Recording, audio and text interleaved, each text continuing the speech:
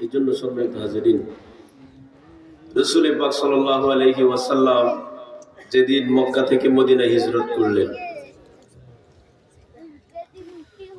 সমস্ত মদিনাবাসী নবীজির প্রেমে দিশেহারা। সবার আশা, সবার আকাঙ্ক্ষা, নবীজি আমার ঘরে যাবে, নবী যদি আমার ঘরে আসতো। মদিনার আনসার সাহাবীরা সবার মনের আশা,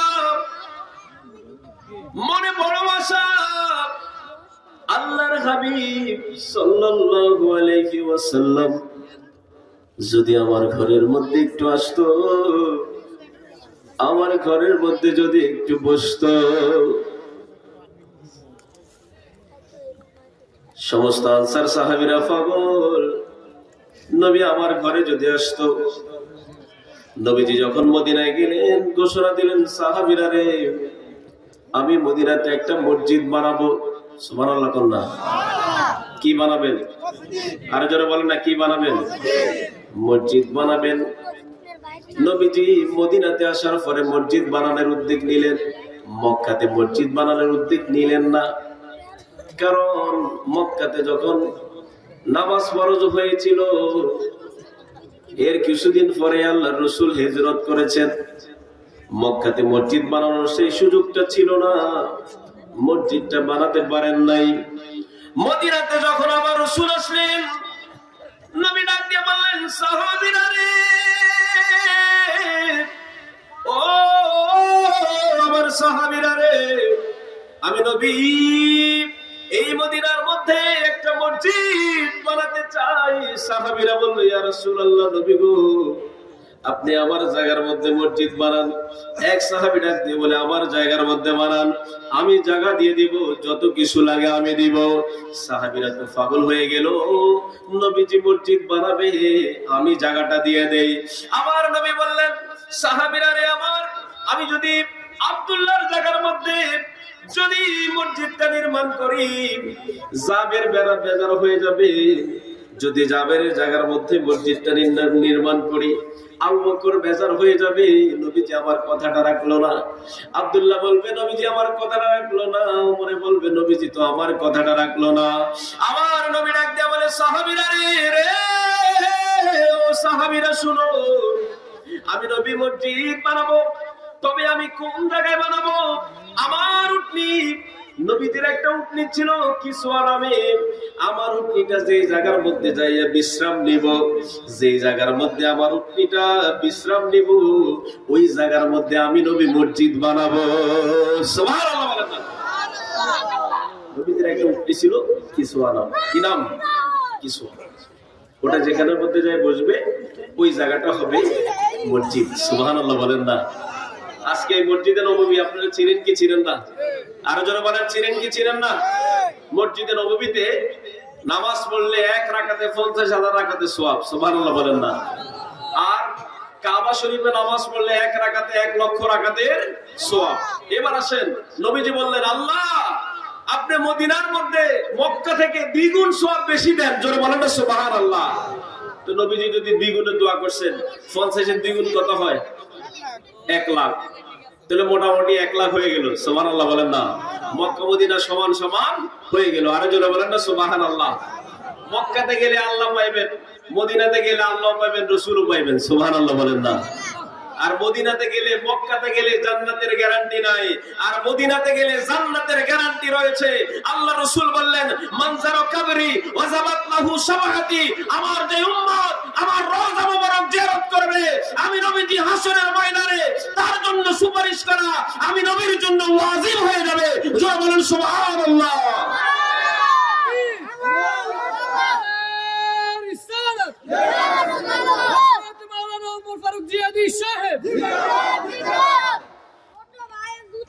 আমার ভাইয়েরা, তো সেখানে অনেকে বলে, আমার কথাটা আরেক দিকে চলে যাচ্ছে, অনেকে বলে হজের জন্য মক্কায় যাবে, মদিনায় কাজ কি? হজের জন্য মদিনায় কোনো কাজ নাই। নাউজুবিল্লাহ বলেন না? ভাইরা আমার, তারা এইভাবে মানুষকে ধোঁকা দেয়। অথচ তুমি মক্কা যাইয়া হজ কইরা জান্নাতের গ্যারান্টি নাই। কিন্তু মদিনায় গেলে তুমি জান্নাতের গ্যারান্টি আছে। জোরে বলেন না সুবহানাল্লাহ। আমার নবী বলেন, সাহাবায়ে কেরাম বললেন, ইয়া রাসূলুল্লাহ, নবী গো, আমরা তো আপনার দরবারে জীবিত অবস্থায় আমরা যখন আপনার দরবারে যাইতাম, আল্লাহ পাক আমাদের গুনাহ মাফ করে দিত। সুবহানাল্লাহ বলেন না। সাহাবায়ে কেরাম যখন গুনাহ করতেন তখন নবীজির দরবারে যাইতে বললে, ইয়া রাসূলুল্লাহ, নবী গো, আমি তো গুনাহ করে ফেলেছি। আমার রাসূল বলতেন, তুমি ইস্তেগফার পড়ো। কাউকে বলতেন, তুমি আমার পিছনে নামাজ পড়ো। তুমি যদি আমার পিছনে নামাজ পড়ো, তোমার গুনাহ আল্লাহ মাফ করে দিবে। জোরে বলেন সুবহানাল্লাহ।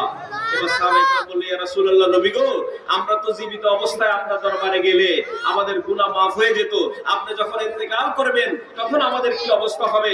তখন আল্লাহ রাসূল বললেন, হে আমার সাহাবীরা শোনো, আমি জীবিত অবস্থায় যেরকম আছি, আমি ইন্তেকালের পরেও তোমরা আমি রাসূলকে সেই রকমই পাবে। জোরে বলেন সুবহানাল্লাহ। জীবিত অবস্থায় আমার দরবারে আসলে যেরকম গুনাহ মাফ হয়ে যেত, আমার ইন্তেকালের পরে আমার রওজা পাকে এসে যদি আল্লাহর দরবারে তওবা করো, আমার আল্লাহর সাথে সাথে তুমি তওবা করতে দেরি হবে, তোমার গুনাহ মাফ করতে দেরি করবে না। জোরে বলেন সুবহানাল্লাহ। এবার আমার রাসূল বললেন, সাহাবীরা রে, কিছু আজ এখানে যাই বসবে, ওই জায়গাটা আমি মসজিদ বানাবো। সুবহানাল্লাহ বলেন না। এখন তো সাহাবীরা বলল, হায় রে কিছু তুই যদি আমার জায়গাতে একটু বসতি। হায় রে কিছু হায় রে ওর, তোর এত দাম, আমরা এতজন সাহাবী বললাম আমার জায়গায় করেন, আমার জায়গায় করেন, আমার জায়গা করেন। আল্লাহ রাসূল ফয়সালা দিলেন, এই ওট যেখানে যায় বসবে ওই জায়গায় সবার মনের মধ্যে বাসনা, আরে এই ওটটা যদি আমার জায়গার মধ্যে যায় বসতো, আরে সবার মনের ভিতরে কত আশা আকাঙ্ক্ষা, ওই ওটটা যদি আমার জায়গায় বসতো। সুবহানাল্লাহ বলেন না। এখন ওট হাঁটতে হাঁটতে হাঁটতে হাঁটতে যাইয়া এমন এক জায়গায় বসলেন, এটা একটা পরিত্যক্ত জায়গা ছিল। জোরে বলেন না সুবহানাল্লাহ। হায় হায়, এখন এমন এক জায়গার মধ্যে যাইয়া উটটা বসছে। এখন এই জায়গাটার মালিককে খোঁজ করতে করতে যাইয়া দেখে দুইটা শিশু সন্তান, দুইটা এতিম সন্তান, একটার নাম হলো সাহাল আর একটার নাম হলো সুহাইল। জোরে বলেন না সুবহানাল্লাহ। এই দুইটাই এতিম, এই এতিম দুইটা সন্তান দেখা গেছে এই জায়গাটার মালিক। জোরে বলেন সুবহানাল্লাহ। সাহাবায়ে কেরাম, আরে ওঠ, তুই শেষমেশ কোনায় যাই বলছি একটা এতিম সন্তানের জায়গার মধ্যে। এবার এই ঘটনাটা জানার পর এতিম সন্তানেরা নিজেরা তো পাগল হয়ে গেল, ঘটনা কি, ওটা আমাদের জায়গার মধ্যে গেল। এবার নবীজি বললেন, হে এতিম সন্তানেরা, এই জায়গাটা তো আমি নিব। সুবহানাল্লাহ বলেন না। ইয়া রাসূলুল্লাহ, আপনি বলতে হবে না, আমরা এতিম হতে পারি, আপনার মহব্বতে আল্লাহর হাবিব চেয়েছে আমরা এই জায়গাটা বিনা অর্থে বিনা সম্পদে দান করে দিলাম। জোরে বলেন সুবহানাল্লাহ।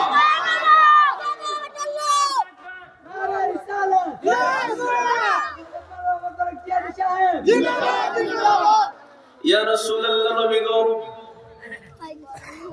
আপনি মসজিদের নবী করবেন, জায়গাটা আমরা এতে বলতে পারি। রাসূল গো, আমাদের বাবা নাই, আমাদের সম্পদ তেমন একটা বেশি কিছু নাই, কিন্তু নবী আপনার যেহেতু আমাদের জায়গার মধ্যে গেছে, আমরা এখানে মসজিদের জায়গাটা দান করে দিব। আমার রাসূল কত ইনসাফের, কত ন্যায়পরায়ণ রাসূল। বললেন, হে সাহাল এবং সুহাইল, আমি তোমাদের জায়গা বিনা অর্থে নিব না। তোমরা যেহেতু এতিম সন্তান, তোমাদের এই জায়গা আমি টাকা ছাড়া নিব না। وعلماء أهل سنته أجمعين. أما بعد، فقد قال الله تعالى في شان كلامه المجيد والفرقان الحميد. شكرا وستقول أعوذ بالله من الشيطان الرجيم. بسم الله الرحمن الرحيم. إن الله اشترى من المؤمنين أنفسهم وأموالهم بأن لهم الجنة إلى آخر الآيات. صدق الله المولانا العظيم وصدق رسوله النبي الحبيب الكريم. في شان حبيبه ومحبوبه ومعشوقه مخبرا وآمرا إن الله وملائكته يصلون على النبي يا أيها الذين آمنوا صلوا عليه وسلموا تسليما. اللهم صل على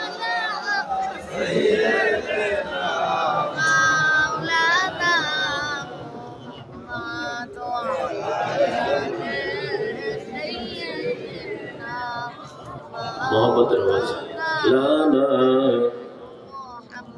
একটু মহব্বতের আওয়াজ দিয়ে পড়তে হবে, নবীকে ভালোবেসে পড়তে হবে।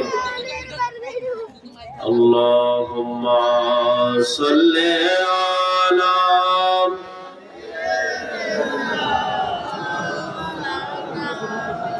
মুহাম্মাদ ওয়া আলা আলি সাইয়্যিদিনা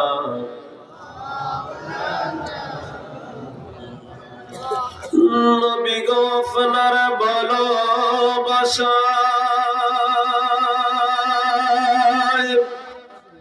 আমার আল্লাহর ওলি হওয়া যায়।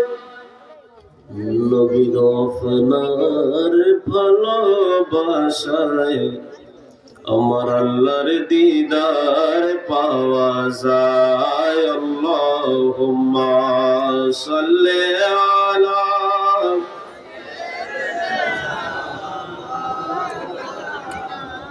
মুহাম্মাদ ওয়া আলা আলি সাইয়্যিদিনা।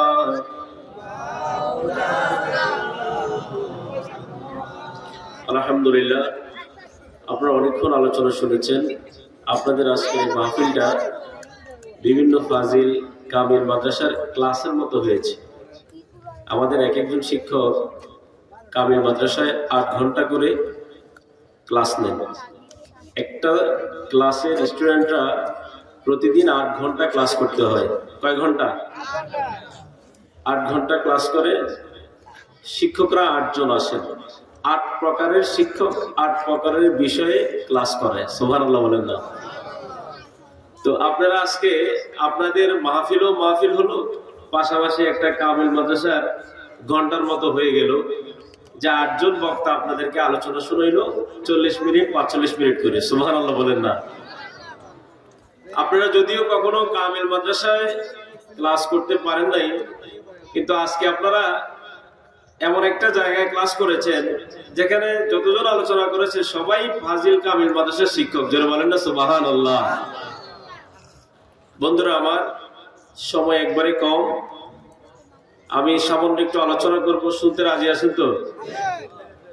তো নবীর প্রেম নিয়ে বসছেন তো নাকি? নবীর মহব্বত সবার অন্তরে আছে কি নাই?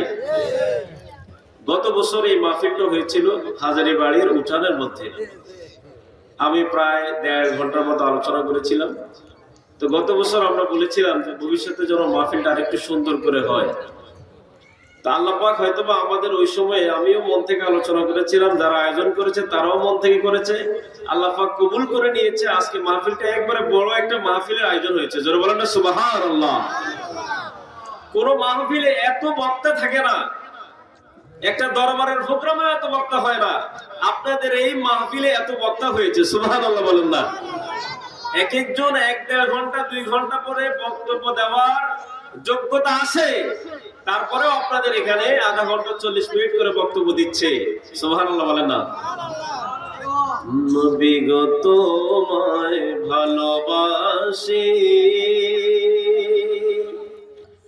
অন্তরে শুধু মুখে নয়, জান্নাতের আশায় নয় হে রাসূল, জাহান্নাম কেউ ডরি না।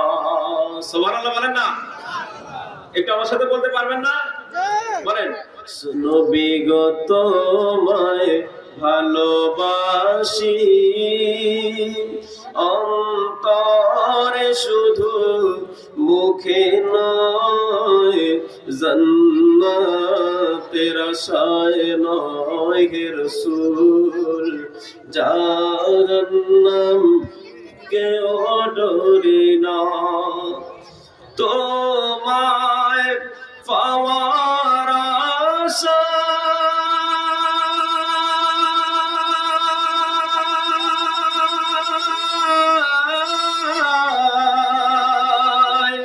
মন ছুটে যায় মদিনায়, তোমায় পাওয়ার আশায়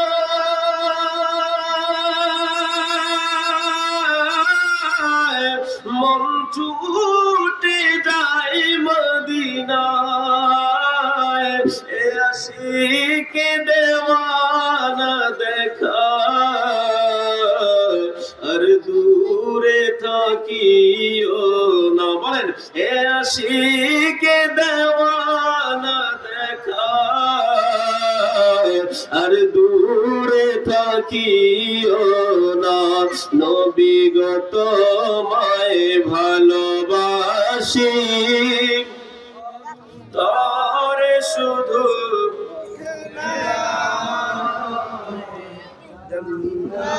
তেরা আশায় নয় হে রাসূল,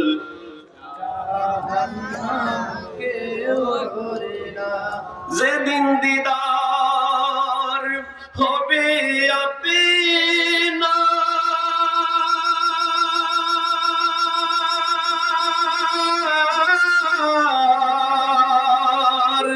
সেদিনই হবে আমার। বলেন, যেদিন দিদার হবে আপনা,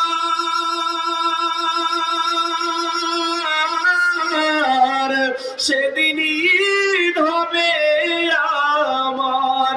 এই মনে যে আর মানে না, একবার দেখা দাও না। এই মন যে আর মানে না, একবার দেখা দাও না। নবী গো তোমায় ভালোবাসি, অন্তর শুধু মুখে নয়, জান্নাতের আশায় নয় হে রাসূল, জাহান্নাম কেউ ডরি না। জোরে বলেন না সুবহানাল্লাহ। নবীর শান গাইলে ভালো লাগে কি লাগে না? আর জোরে বলেন, লাগে কি লাগে না? এই জন্য সম্মানিত হাজিরিন, রাসূল পাক সাল্লাল্লাহু আলাইহি ওয়াসাল্লাম যেদিন মক্কা থেকে মদিনায় হিজরত করলেন, সমস্ত মদিনাবাসী নবীজির প্রেমে দিশেহারা। সবার আশা, সবার আকাঙ্ক্ষা, নবীজি আমার ঘরে যাবে, নবী যদি আমার ঘরে আসত। মদিনার আনসার সাহাবীরা সবার মনের আশা, মনে বড় আশা, আল্লাহর হাবিব সাল্লাল্লাহু আলাইহি ওয়াসাল্লাম যদি আমার ঘরের মধ্যে একটু আসতো, আমার ঘরের মধ্যে যদি একটু বসতো। সমস্ত আনসার সাহাবীরা পাগল, নবী আমার ঘরে যদি আসতো। নবীজি যখন মদিনায় গেলেন, ঘোষণা দিলেন, সাহাবীরা রে, আমি মদিনাতে একটা মসজিদ বানাবো। সুবহানাল্লাহ কন্যা, কি বানাবেন? আর যারা বলেন না, কি বানাবেন? মসজিদ বানাবেন। নবীজি মদিনাতে আসার পরে মসজিদ বানানোর উদ্যোগ নিলেন, মক্কাতে মসজিদ বানানোর উদ্যোগ নিলেন না। কারণ মক্কাতে যখন নামাজ ফরজ হয়েছিল, এর কিছুদিন পরে আল্লাহর রাসূল হিজরত করেছেন। মক্কাতে মসজিদ বানানোর সেই সুযোগটা ছিল না, মসজিদটা বানাতে পারেন নাই। মদিনাতে যখন আবার রাসূল আসলেন, নবী ডাক দিয়ে বললেন, সাহাবীরা রে, ও আমার সাহাবীরা রে, আমি নবী এই মদিনার মধ্যে একটা মসজিদ বানাতে চাই। সাহাবীরা বলল, ইয়া রাসূলুল্লাহ, নবী গো, আপনি আমার জায়গার মধ্যে মসজিদ বানান। এক সাহাবী ডাক দিয়ে বলে, আমার জায়গার মধ্যে বানান, আমি জায়গা দিয়ে দিব, যত কিছু লাগে আমি দিব। সাহাবীরা তো পাগল হয়ে গেল, নবীজি মসজিদ বানাবে, আমি জায়গাটা দিয়ে দেই। আমার নবী বললেন, সাহাবীরা রে আমার, আমি যদি আব্দুল্লাহর জায়গার মধ্যে যদি মসজিদটা নির্মাণ করি, জাবের বেড়া বেজার হয়ে যাবে। যদি জাবেরের জায়গার মধ্যে মসজিদটা নির্মাণ করি, আবু বকর বেজার হয়ে যাবে, নবীজি আমার কথাটা রাখলো না। আব্দুল্লাহ বলবে, নবীজি আমার কথাটা রাখলো না। ওমরে বলবে, নবীজি তো আমার কথাটা রাখলো না। আমার নবী ডাক দিয়ে বলে, সাহাবীরা রে, ও সাহাবীরা শুনো, আমি নবী মসজিদ বানাবো, তবে আমি কোন জায়গায় বানাবো? আমার উটনি, নবীদের একটা উটনি ছিল কিসওয়া নামে, আমার উটনিটা যে জায়গার মধ্যে যাইয়া বিশ্রাম নিব, যে জায়গার মধ্যে আমার উটনিটা বিশ্রাম নিব, ওই জায়গার মধ্যে আমি নবী মসজিদ বানাবো। সুবহানাল্লাহ বলেন না? নবীদের একটা উটনি ছিল কিসওয়া নাম। কি নাম? কিসওয়া। ওটা যেখানের মধ্যে যায় বসবে, ওই জায়গাটা হবে মসজিদ। সুবহানাল্লাহ বলেন না? আজকে এই মসজিদে নববী আপনারা চিনেন কি চিনেন না? আরো যারা বলেন, চিনেন কি চিনেন না? মসজিদে নববীতে নামাজ পড়লে এক রাকাতে 50,000 রাকাতে সওয়াব। সুবহানাল্লাহ বলেন না? আর কাবা শরীফে নামাজ পড়লে এক রাকাতে 1 লক্ষ রাকাতের সওয়াব। এবার আসেন, নবীজি বললেন, আল্লাহ আপনি মদিনার মধ্যে মক্কা থেকে দ্বিগুণ সওয়াব বেশি দেন। জোরে বলেন না সুবহানাল্লাহ। তো নবীজি যদি দ্বিগুণে দোয়া করছেন, 50 এর দ্বিগুণ কত হয়? 1 লাখ। তাহলে মোটামুটি 1 লাখ হয়ে গেল। সুবহানাল্লাহ বলেন না? মক্কা মদিনা সমান সমান হয়ে গেল। আরো জোরে বলেন না সুবহানাল্লাহ। মক্কাতে গেলে আল্লাহ পাইবেন, মদিনাতে গেলে আল্লাহ পাইবেন, রাসূলও পাইবেন। সুবহানাল্লাহ বলেন না? আর মদিনাতে গেলে, মক্কাতে গেলে জান্নাতের গ্যারান্টি নাই, আর মদিনাতে গেলে জান্নাতের গ্যারান্টি রয়েছে। আল্লাহ রাসূল বললেন, মানজারা কবরি ওয়াজাবাত লাহু শাফাআতি, আমার যে উম্মত আমার রওজা মুবারক জিয়ারত করবে, আমি নবীজি হাসরের ময়দানে তার জন্য সুপারিশ করা আমি নবীর জন্য ওয়াজিব হয়ে যাবে। জোরে বলেন সুবহানাল্লাহ।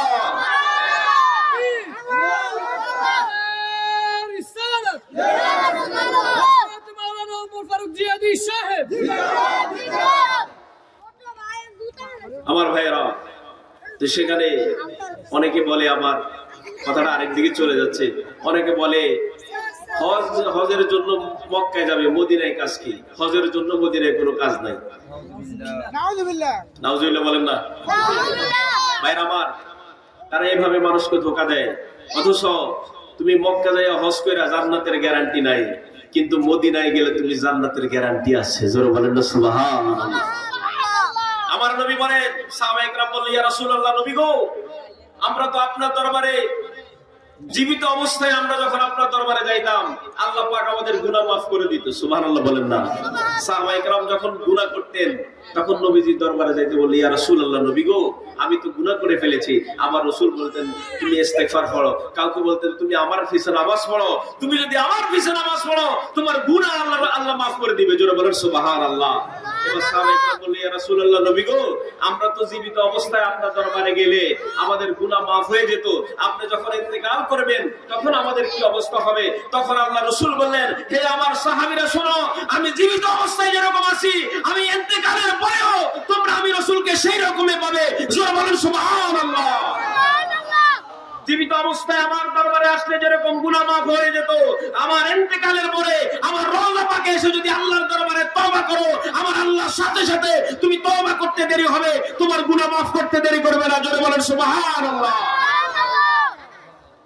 এবার আমার রাসূল বললেন, সাহাবীরা রে, কিসওয়া যেখানে যাই বসবে, ওই জায়গাটা আমি মসজিদ বানাবো। সুবহানাল্লাহ বলেন না? এখন তো সাহাবীরা বলল, হায় রে কিসওয়া, তুই যদি আমার জায়গাতে একটু বসতি। হায় রে কিসওয়া, হায় রে ওঠ, তোর এত দাম, আমরা এতজন সাহাবী বললাম আমার জায়গায় করেন, আমার জায়গায় করেন, আমার জায়গায় করেন। আল্লাহ রাসূল ফয়সালা দিলেন এই ওট যেখানে যায় বসবে ওই জায়গায় সবার মনের মধ্যে বাসনা, আরে এই ওটটা যদি আমার জায়গার মধ্যে যায় বসতো, আরে সবার মনের ভিতরে কত আশা আকাঙ্ক্ষা, ওই ওটটা যদি আমার জায়গায় বসতো। সুবহানাল্লাহ বলেন না? এখন ওট হাঁটতে হাঁটতে হাঁটতে হাঁটতে যাইয়া এমন এক জায়গায় বসলেন, এটা একটা পরিত্যক্ত জায়গা ছিল। জোরে বলেন না সুবহানাল্লাহ। হায় হায়, এখন এমন এক জায়গার মধ্যে যাইয়া উটটা বসছে। এখন এই জায়গাটার মালিককে খোঁজ করতে করতে যাইয়া দেখে দুইটা শিশু সন্তান, দুইটা এতিম সন্তান, একটার নাম হলো সাহাল আর একটার নাম হলো সুহাইল। জোরে বলেন না সুবহানাল্লাহ। এই দুই ভাই এতিম, এই এতিম দুইটা সন্তান দেখা গেছে এই জায়গাটার মালিক। জোরে বলেন সুবহানাল্লাহ। সাহাবায়ে কেরাম আহারে ওঠ, তুই শেষমেশ কোনায় যাই বলছি একটা এতিম সন্তানের জায়গার মধ্যে। এবার এই ঘটনাটা জানার পর এতিম সন্তানেরা নিজের তো পাগল হয়ে গেল, ঘটনা কি ওটা আমাদের জায়গার মধ্যে গেল। এবার নবীজি বললেন, হে এতিম সন্তানেরা, এই জায়গাটা তো আমি নিব। সুবহানাল্লাহ বলেন না? ভাই ইয়া রাসূলুল্লাহ, আপনি বলতে হবে না, আমরা এতিম হতে পারি। আপনার মহব্বতে আল্লাহর হাবিব চেয়েছে আমরা এই জায়গাটা বিনা অর্থে বিনা সম্পদে দান করে দিলাম। জোরে বলেন সুবহানাল্লাহ।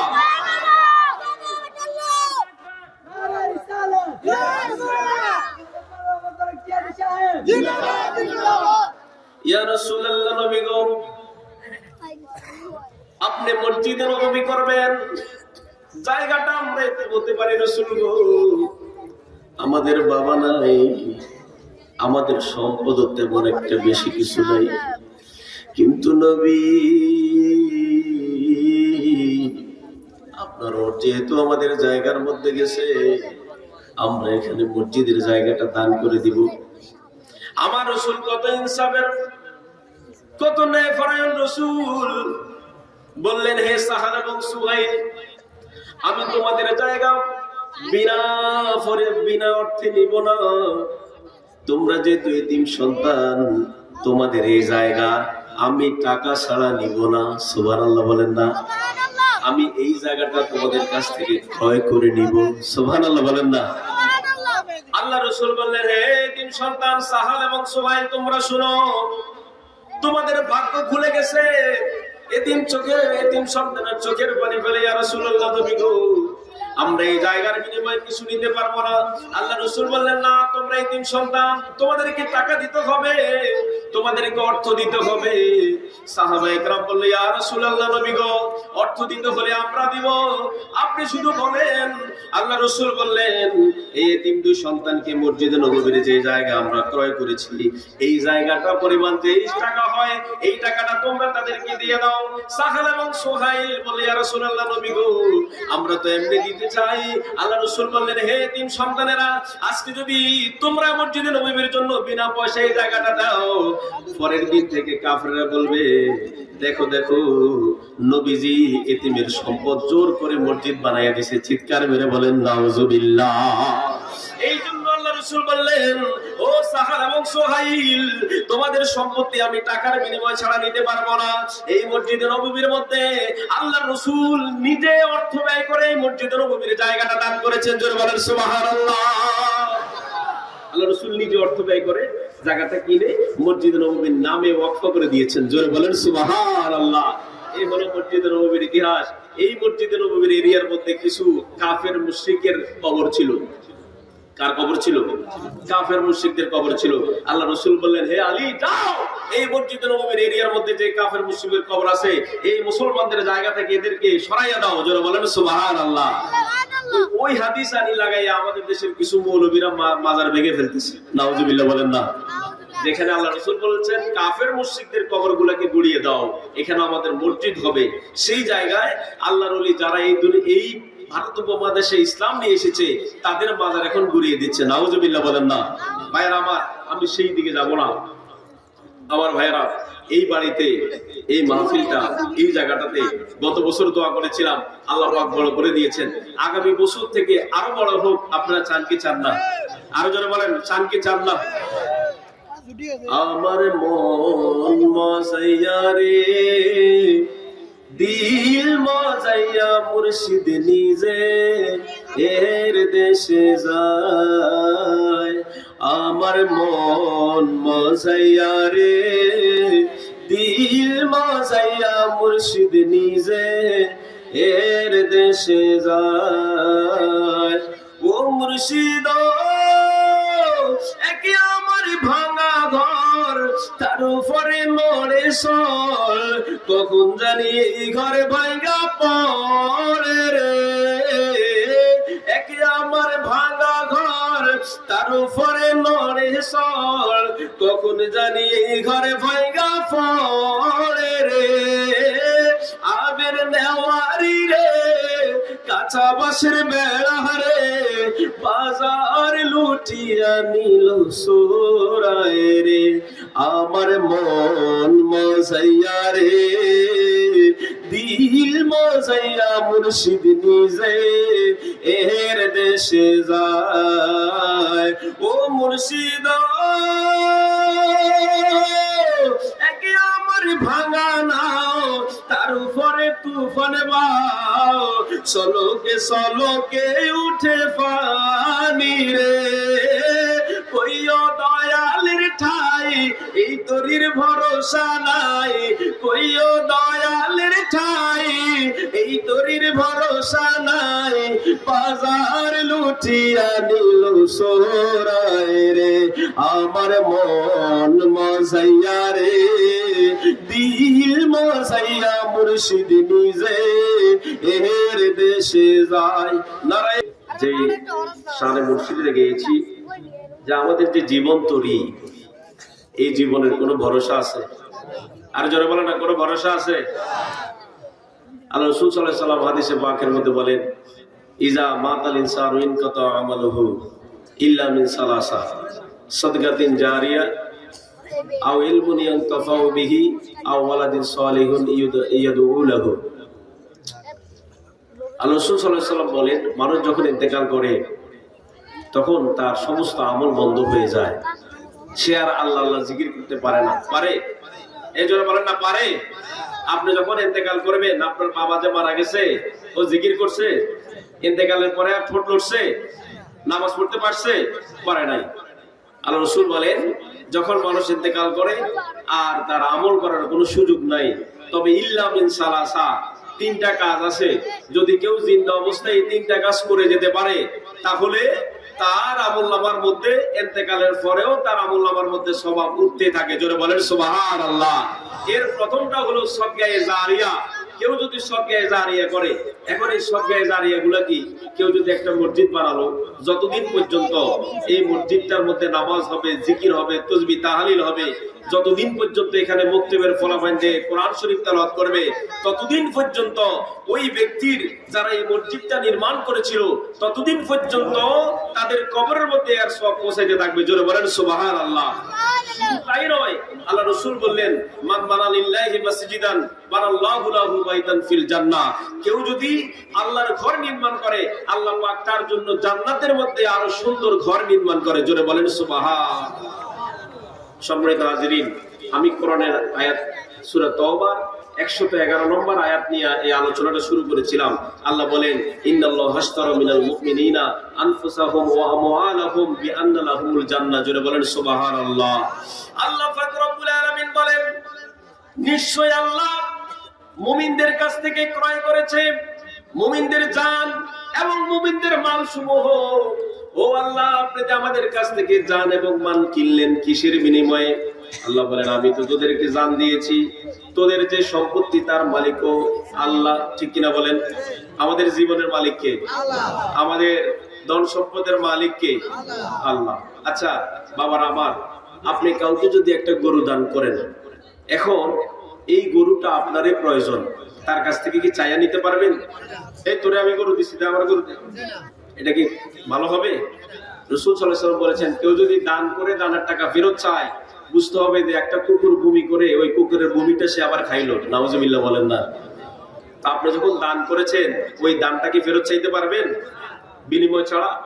আপনি যদি বলেন, ভাইরে আমি তোর গরুটা দিছি, ধর আমি তোর 50,000 টাকা দিলাম, এবার আমার গরুটা দিয়ে গরুটা আমার লাগবে, তখন তো এই জিনিসটা সমঝোতা হয়। ঠিক কিনা বলেন? এইবার আমার আল্লাহ বলে, বান্দা তোদেরকে জীবন দিলাম আমি, তোদের সম্পত্তিও আমি দিলাম, কিন্তু আমি আল্লাহ যেহেতু তোদেরকে দান করে দিয়েছি, আমি চাইলে তোদের কাছ থেকে তোদের জীবনটা বিনিময় ছাড়া চাইতে পারি, আমি চাইলে তোদের কাছ থেকে তোদের সম্পত্তিগুলো বিনিময় ছাড়া চাইতে পারি, কিন্তু আমি আল্লাহ যেহেতু তোদেরকে বান্দা হিসেবে দান করেছি, আমি আল্লাহ তোদের জীবন এবং তোদের সম্পত্তি এমনি চাই না। আমি আল্লাহ তোমাদের কাছে তোমাদের জান এবং মাল ক্রয় করেছি, বিআন্না লাহুমুল জান্নাহ, আমি আল্লাহ জান্নাতের বিনিময়ে তোমাদের জানটাকে ক্রয় করেছি। সুবহানাল্লাহ বলেন। অর্থাৎ আল্লাহ পাক আমাদেরকে জান্নাতের বিনিময়ে আমাদের জান এবং মালকে ক্রয় করে নিয়েছেন। সুবহানাল্লাহ বলেন। আল্লাহর সাথে আমাদের একটা কেনাবেচা হয়ে গেছে। আমরা এই জীবনের মালিক, কিন্তু এখন আমরা থাকলেও এটা আমরা বেচে দিয়েছি আল্লাহকে। কিসের বিনিময়ে?